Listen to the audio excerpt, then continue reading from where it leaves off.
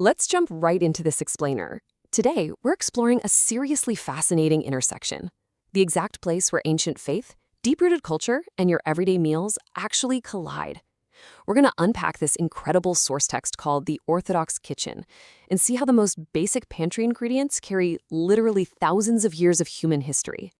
Now, this material zeroes in specifically on plant-based recipes. You know, the kind of meals traditionally eaten by Orthodox Christians during the Great Lent fasting period. During this season, believers completely abstain from meat and dairy, turning to a diet that's simple, nourishing, and reflective of their faith. But as we're going to see, these meals offer so much more than just a physical fast. Okay, let's really dive into this because there is a massive twist here. This deeply historical, culturally rich text, it's actually an entirely AI-generated experiment. Yeah, published by Shenouda Press, this whole project was designed to test the power of artificial intelligence in Christian publishing. So the biblical history, the cooking guides, the cultural roots, even the vivid personal anecdotes we're about to look at were all synthesized by AI to reflect real historical realities. It's just a stunning way to explore these traditions. So here's our agenda for today. We're going to break this down into 3 main ingredients. First, lentils, then vegetables, and finally, beans. Starting off with section 1, lentils, birthrights, and broth. It's kind of crazy how something as tiny as a lentil holds so much historical weight. The biblical history here runs super deep. In the Old Testament, lentils were an absolute staple, especially for the poor. The most famous example, of course, is in Genesis. You remember the story. Esau literally trades away his birthright, his entire inheritance, to his brother Jacob for just a single bowl of lentil stew. That just shows you how valuable and intensely nourishing this food was back then. And it doesn't stop there. Leviticus even lists lentils as an ingredient for sacred grain offerings to God, turning this humble little legume into a profound symbol of devotion. And honestly, that devotion carries right through to our cultural roots today. The AI actually generated this beautifully poignant anecdote from the perspective of an Egyptian mother. She talks about how lentils are a completely essential part of her family's diet, especially during Coptic Christian fasting periods like Lent. For her, cooking lentils isn't just about food. It's a way of honoring her heritage. It represents the literal strength and resilience of Egyptian culture, a constant, comforting staple that has sustained generations through all sorts of challenges. And this brilliantly illustrates the real beauty of this ingredient, its total accessibility. Just look at this cooking guide for classic lentil soup. You've got green or brown lentils, basic aromatics like onion, garlic, carrots, and celery, some broth, and a couple of simple herbs like bay leaf and thyme. That's it. These are affordable everyday items that come together to create a deeply sustaining and historically rich meal. Let's actually walk through the steps because they're beautifully simple. You start by sautéing the onion and garlic, and man, just imagine that incredible aroma filling up your kitchen. Then you soften the carrots and celery. Finally, you just toss in the lentils, the broth, and the herbs, and let the whole thing simmer for about 30 minutes until it's perfectly tender. It's this wonderful sensory experience that connects you directly to a cooking tradition people have been doing for thousands of years. Moving right along to section 2, vegetables, Eden to Egypt. Here, the source takes us on this fascinating chronological journey through biblical history. It literally starts at the very beginning in the Garden of Eden.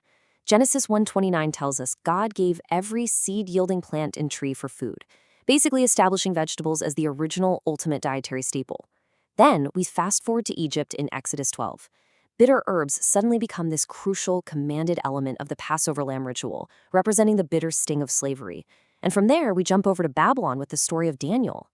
Now, what's really interesting about this is the stark contrast in Daniel's story. So he's taken into the Babylonian king's court, right? But Daniel totally rebels against cultural assimilation by refusing the king's rich, decadent foods and wine. Instead, he asks for a simple diet of nothing but vegetables and water. In this context, choosing vegetables wasn't just some dietary preference. It was a massive act of devotion, discipline, and holding on to his identity in a totally foreign land. And you know that deep connection to the food we eat? That's universal. To capture the modern cultural roots of plant-based eating, the text gives us a story from a foodie traveling through Italy. They describe stumbling upon this tiny little restaurant in a quiet alleyway and ordering just a simple roasted eggplant. It was cooked perfectly, just a dusting of spices, a drizzle of really good olive oil, and as they put it, every single bite was a revelation. It wasn't just the flavor, it was how it made them feel. energized, revitalized, and just more connected to the world around them. It really proves that vegetables can be an incredible culinary adventure. A perfect example of that culinary adventure is the absolute classic Egyptian dish, koshari. Just look at this ingredient list and how it creatively mashes up different pantry staples. You've got brown lentils, white rice, and elbow macaroni forming this super hearty base. But the real magic, that comes from the flavor builders. Onions, olive oil, garlic, and a really warm spice blend of cumin, coriander, and cayenne pepper. Now for the cooking guide. The whole construction of koshari is all about layering. You cook the lentils, the rice, and the macaroni separately. But the absolute game changer for this dish, the thing that ties all these simple vegetables and grains together, is step 4. You fry those thinly sliced onions in olive oil until they are perfectly golden brown. And then you bloom your garlic and spices right there in that exact same pan. When you mix that spiced, savory onion mixture over the grains, you've got a literal masterpiece of flavor and texture. All right, on to section 3. Beans, ancient rituals, modern muscle. The biblical history of the bean is just fascinating. Back in the Old Testament book of Ezekiel, beans were actually mixed with wheat, barley, and lentils to bake this intensely hearty survival bread. Over in the New Testament, they show up in the parable of the prodigal son. Remember, he was so hungry he actually longed to eat the bean pods meant for the pigs, which shows us they were a super common food for both humans and livestock. But get this.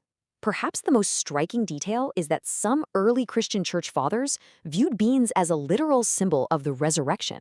Think about it. A dried bean looks like it dies when you bury it in the ground, only to sprout and be reborn into a brand new plant. It became this incredibly powerful spiritual metaphor. Now contrast that ancient religious symbolism with a completely modern, practical application. The source text gives us the perspective of a vegan bodybuilder. They rely on beans all the time as this incredible source of protein, fiber, and complex carbs. For them, beans provide a complete amino acid profile that is absolutely essential for muscle growth and recovery. It's such a wild contrast, right?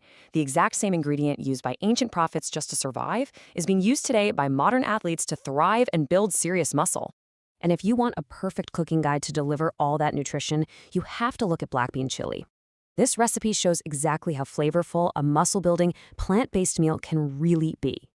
You take your foundational black beans and you layer them with onions, garlic, vibrant bell peppers, diced tomatoes, and this robust, punchy spice mix of cumin, chili powder, and cayenne.